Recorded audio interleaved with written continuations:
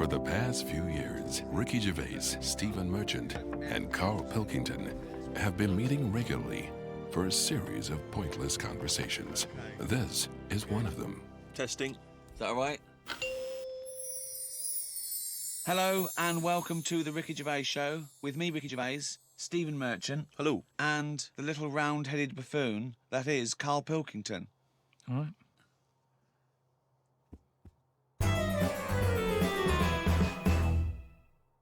What's been going on? What's been going on?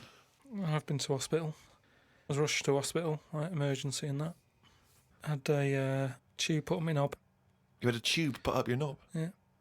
What's the story? Kidney stones. Ooh. So, shouldn't really be here, to be honest, doing this. They said rest and that. Climbing them stairs on the way in. To be quite honest, it doesn't look like you're expending a lot of energy at the moment. It's like at Zookeeper going, oh, that sloth move today. Calm down. Yeah, but I had to get here. It's been raining. Yeah. I had to come up the stairs. I had to carry the computer. Yeah. Well, that's not entirely true because your girlfriend was carrying it. I saw her outside. Yeah, but I'm just saying. And then you handed it to me and said, "Steve, carry this." Almighty. So Yeah, I know. that's already a lie. Christ almighty. Whinging. Not whinging. I'm in show business. I know loads of people that wake up every day with a sore knob, feeling like they've had their kidneys probed, and they will say they're unconscious. So they don't whinge about it. They get straight back onto it. They, a lot of them are on TV now. Yeah, straight back to hosting game shows.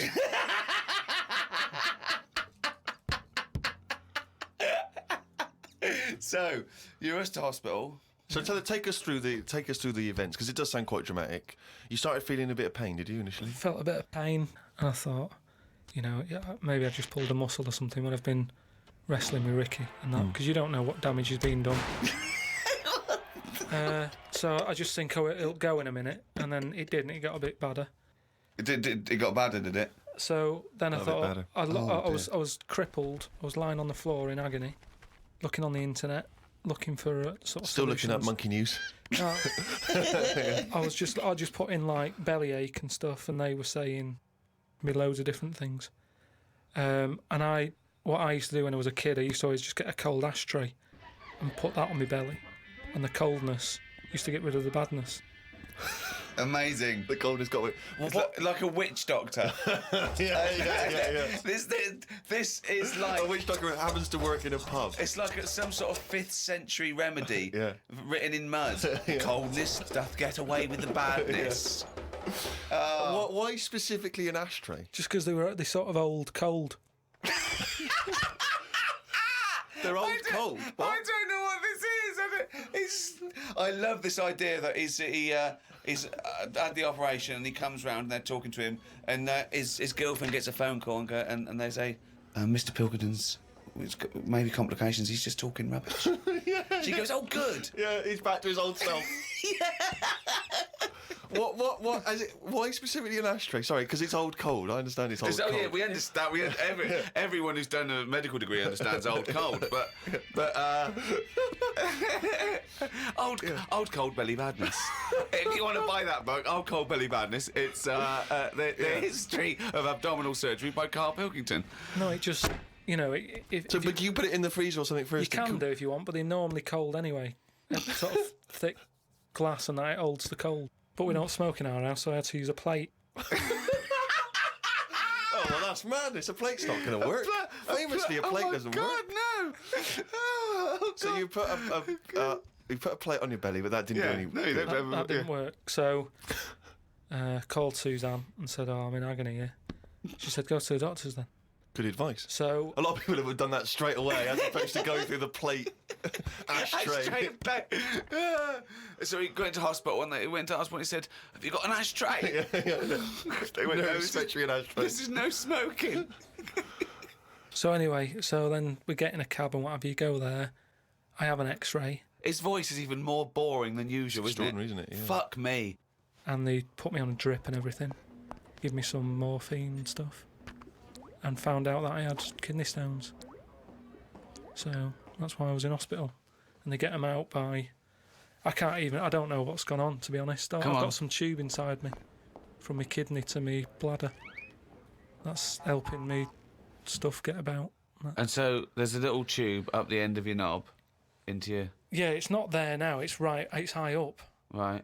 So it's high up between my kidney and my bladder. But why didn't you have the thing where they go in the side? You had the choice to... Because I said to the doctor, I said, I'm not a doctor. I said, what do you He think? went, stop putting yourself down, Carl. He said, We need you in the operating theatre now. he just said, I said to him, what should I have done? Because he said, if you want, go home and we'll get you in again or something. Something like that. And I said, no, I might as well have it done properly. Have it done now whilst I'm here. Sorry, the choice was have it done properly or go home. It was something like that. He said there's something you can do, and I said, oh, Flush it out. no, because it's too big. It's something like 7mm. And it's basically because you don't drink enough water. Yeah. So anyway, I said, what do you think I should have done? And he said, tube up the knob. And I said, not my favourite one of the choice, but if that's what you think. So he said, yeah, have that. He did me little diagrams, which didn't help. He was like showing. How big like, did he draw your knob?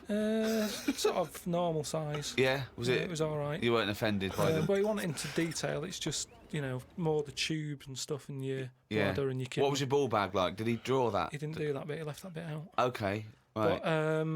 But he said, we'll just pop that up there, and then that's when Ricky turned up to visit. They came in laughing at me because we sat there in like me underpants and stockings. In stockings?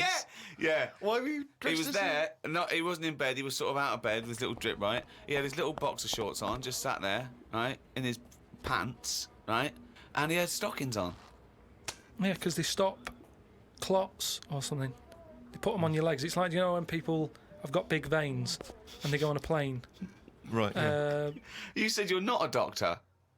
No, but I've seen it because Suzanne's mum did it, and she put them on ridiculously early, like 3 days before we were going away, and she'd never been away before, and everything was like over the top. Do you know what I mean? She was like, I best put them on. And so I put them on, and they I don't know what it is. It's something when you're under, your blood doesn't move about the same, Right. and it can clot up in your leg. So you wear these tight tights. And I came in to cheer him up, didn't I? Yeah. Was that a nice, cheery experience, him coming in? I had a headache at the time. I think I was a bit stressed out. Well, he's just a man you want at that point. Yeah. Well, it's weird how it suddenly all happened quick. And I woke up and there was an Irish woman over me going, are you all right? You all right?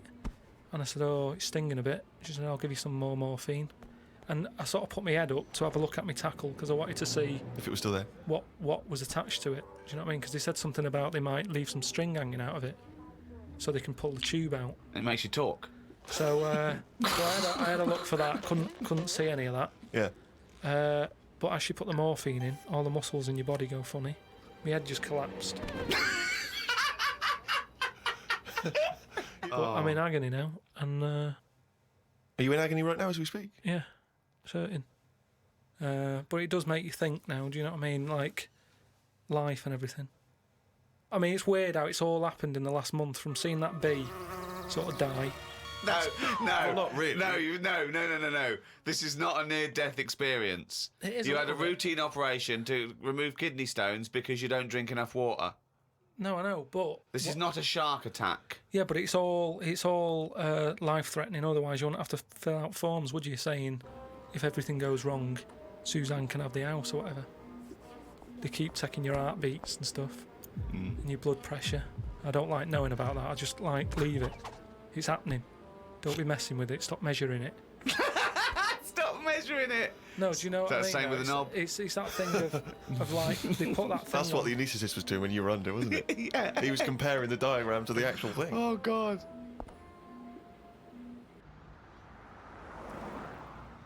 What is the closest thing sort of living that's nothing? I don't know what you mean.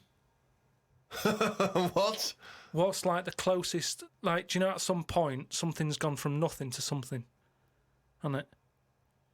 No, I don't know. I don't understand what you mean. Do you mean what is the first and lowest and most primitive and most simple form of life? No, He's say, right here in this room, Rick. say like when you look at a stick insect, Right. you go, right, there's a slight crossover there from a stick to a living thing. No, it's not.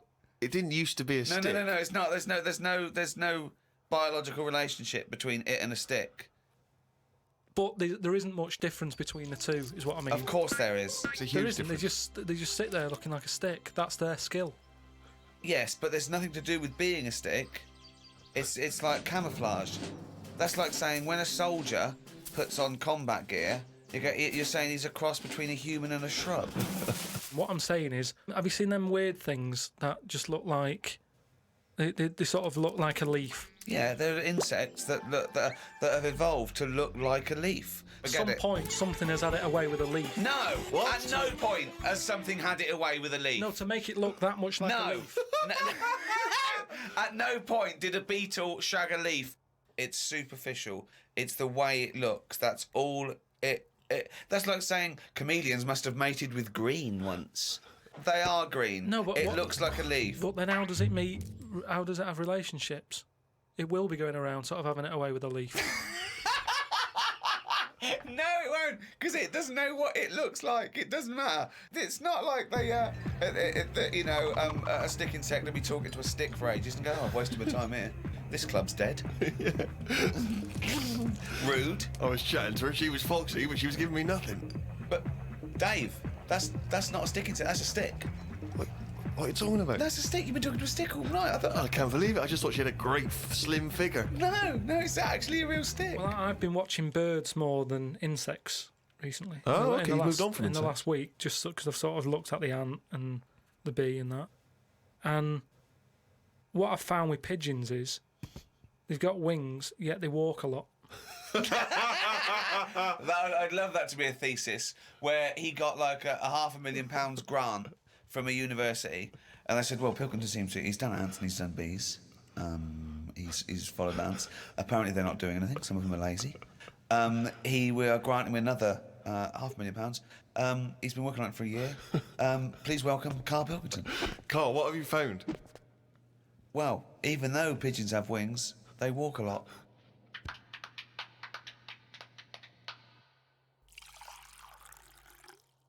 Well, I heard, and you told me this, so I know it's true. What? Do you know when I talked about replacing blood with coconut? What was it? Well, one, it said coconut milk can be used as plasma, but I haven't had that verified because it's off one of those websites where there are spurious facts. But what do you think of that, Steve? I mean, I've sort of touched on it. But I've just got to echo what Ricky said. I can't have an opinion unless it's been verified. But why aren't you just being open-minded enough to go, well... Well, no. But That's it's not not a being question of being open-minded. open-minded. Open-minded isn't believing everything you hear. You don't believe everything you read, do you? a lot of stuff you kind of go, well, that's interesting. But what we talked about this. What about Noah's Ark? What about it? Well, you said you believed it because it's in book form, but according to that, didn't he get 2 of every species on a big boat? But we know that's impossible, don't we? Depends where he was. If he was above a zoo, there would have been a lot of different stuff knocking about. That's my only problem. What I'm saying is, where was he floating where he could get an elephant, a giraffe, a cat, a dog, a gerbil? Where were all these things floating about? Well, exactly. Right, That's these my Old only Testament downfall. zoos, they were quite Yeah, quite but big, exactly. were they? But you're right. You're questioning it. How is it possible? But I've just said, a zoo. There's no zoo that has got 1% of all animal species. Well, I don't know where he got them from then. There's a couple of million species of animal. And how did he round these animals up? Because they were drowning, so they were looking for any boat. So they were actively seeking out an ark. Well, they would have just been looking for anything to get hold of.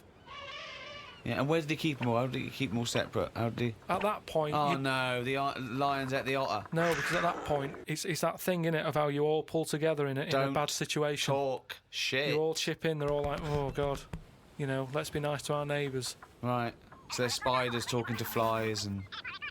Well, they would have just gone elsewhere, wouldn't they? They would What do you have been mean? on another bit of the boat. The spiders don't have to knock about the lions just because they're all in it together. They get their own little area, don't they? Well, I don't know. How big is this boat? It's big. It's big. It's a big boat. How long? What was the warning he got from God to make it? I don't know. It was a couple of weeks. Yeah. 2 of every species, Carl. How big would this boat have to be? Yeah, it's big.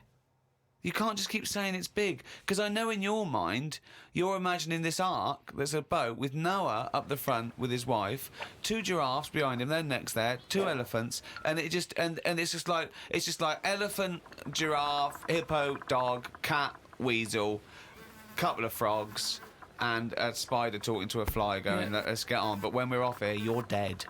But what would you have done then? Are you saying that you wouldn't get on there because it's too noisy? It's not a question of what it would didn't you have happen. done. It didn't happen. To be honest, I'm not bothered. And they got through it, didn't they? They got through it. They're here now. We're not short of them. If anything, like I said, he didn't do us a favour because he saved too much. You can't move out there for stuff.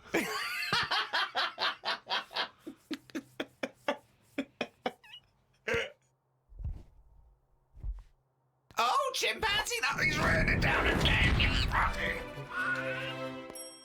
That's the jingle for excerpts from Carl's diary. This is all legitimate stuff. Ricky and I have had no input in this. This is the first time we get to read it. Went and did some shopping for stuff as it was my turn. Suzanne moaned a bit because I forgot orange juice and bought some cheap toilet paper. She always buys the expensive toilet paper. I don't know why they make toilet paper with pretty patterns on it. That made it into the diary. Up and out at 9 o'clock to go to the Cotswolds. Now, I think this was a gift for your girlfriend, wasn't it, for her Yeah, birthday? it was a You went to the birthday and Cotswolds, that, so I just went for one night. Got the car and headed off. We found the B&B, but they wouldn't let us in the room because we were early. We went for a walk. There was not much around the B&B, so we had a quick walk around the car park and went back in. Happy birthday. The room was now ready. It's an all right room. 3 biscuits, so I ate them straight away. Like a child. Like a dog. He runs in, jumps on the bed. No. Get off the bed, not on the furniture. The room overlooked the car park that we'd already been round. You're staring at that window. Remember when we went there? We'll always have the car park. Yeah. Oh, God. The room had posh coat hangers in the wardrobe with sponge on them. So I ate the sponge. Don't think they are needed. We went and booked a table for Sunday dinner. I had beef. It was nice enough, but there was a family of 13 behind us. I don't see the point in going out in large numbers. They annoyed me. One of the family asked for sorbet before his next course. He was only about 11. He thought he was it. I said to Suzanne, I've had enough and needed a kip. Watched Planet Earth on BBC One. They filmed a panda for 4 weeks and all it did was sit in its cave. It did nout. If I was Fiat, I wouldn't name one of my cars after them as it suggests it won't work or go very far. It'd be like bringing out a Ford Sloth. No one would buy it.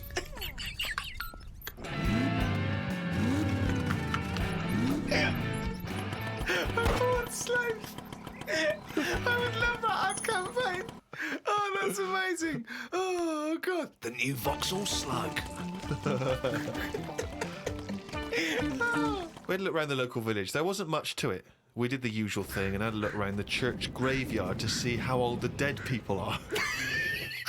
That's what you do, isn't it? Suzanne's had it over time so far. She's gone to the Cotswolds. The room wasn't ready. She's seen the car park. And now let's go and play how old the dead people are. I like the fact that you mentioned we did the usual thing of having a look around the church graveyard. Do you make her do that every That's time what you you go do, away? innit? 'Cause if I they've like the nothing- fact. I want to know what she did for 2 hours when you slept. She just looked out at the car park, just like, memories.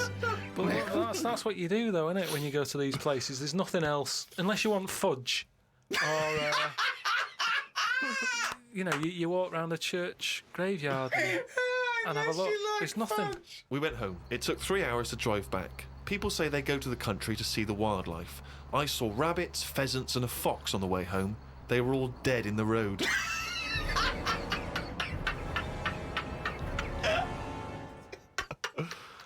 I was just intrigued to know because Rob from Burton-on-Trent has sent this in, and he wants to know that because he's just started seeing someone, and he wants to know what your advice, Carl, is on how to keep her happy. So, what's your advice really for someone who's perhaps just started a relationship? I mean, you've been with Suzanne for what, 9 years? Ages. I think you should just do what you want, and then if they like it, then they're the right ones for you.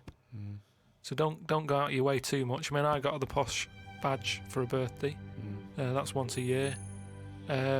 Rest of the time, it's kind of like, you know, I like weird stuff. I like watching weird stuff and all that. Now and again, I won't make her watch it. I'll tape it. This is amazing advice. But sometimes, This is amazing advice. sometimes you just say, no, come on, the bloke with the two heads on, I want to watch it live. So give and take is what you're saying there. That's all. It shouldn't be hard. As soon as it's hard, it's not right. So just go about your business. See if she joins in. Woke up to the Commonwealth Games on the radio. Now, what are you making of the Commonwealth Games? Is that something that interests you? Are you a sports fan? I'm not really. It just seems to be sort of wasted. If people are running fast, use it. Do you know what I mean? Rather than just trying to beat your own record or someone else's, do something where you do have to run. If you're a good swimmer, be a lifeguard. Don't be messing about going up and down. I was swimming recently. I do a lot of swimming, and I've never quite mastered my front crawl. Just never quite nailed the breathing, because it's quite tricky, isn't it? You know, you've got to breathe at the right moment. And so I'm in the swimming pool in the local gym, and there's a guy bombing up and down, really doing a great forward stroke. So I waited till he came up, and sort of went, excuse me, mate. I was just watching you when you were doing your front crawl. I was really impressed. Could you just watch me when I do mine and tell me if I'm going Why wrong? would you go up to a man? I know, and that was what that was the problem. Is only as I was saying it did I realise what it sounded like. I've just been watching you swimming up and down. I was really impressed. And you're both in Speedos. Both in speedos. You know, I'm got the goggles on, prescription goggles, so that I can see when I'm swimming. But why do you need them? There's nothing in a pool to look at. It's not like you're scuba diving. There's Well, nothing. hold on. Clearly there is something to look at in a pool. Well, no, I wasn't checking. Well, I was checking him out, but I was checking him out for swimming tips. And he just looked at me when I asked him, "Can you just watch me and offer me any tips?" And he just Steve, looked at me like I was just mental. That is such a strange thing to say. Can you just watch? I don't know how you had the nerve to do that. Well, it was innocently motivated. Well, I know it's innocent, but what a strange thing to go up to someone and... But what civilization are we living in where we can't just ask our fellow man to help us out with our forward crawl? But we're in a society where we can't. But you know that. It's a strange thing to say. But sometimes it's nice to just think, no, do you know what? I'm not going to fall into the trap of thinking agree. he's immediately going to think I'm gay or that I'm chatting him up. I'm just going to ask him to do me a favour. There's nothing wrong with that. What if he said, yeah, it's just good, yeah. Do you mind coming and help me with my plastering? But it's not the same. He's in the swimming pool. He's there in the pool. He's swimming up and down. He's, it's not no skin off his nose to just offer a bit of kindly advice. If your car's broken down in the middle of nowhere and someone drives by, it's a generous thing to do. Just stop and maybe look under the bonnet and help them out. I agree. But I don't see how that's any different. And in the end, he did, and all he asked was that I wake him off.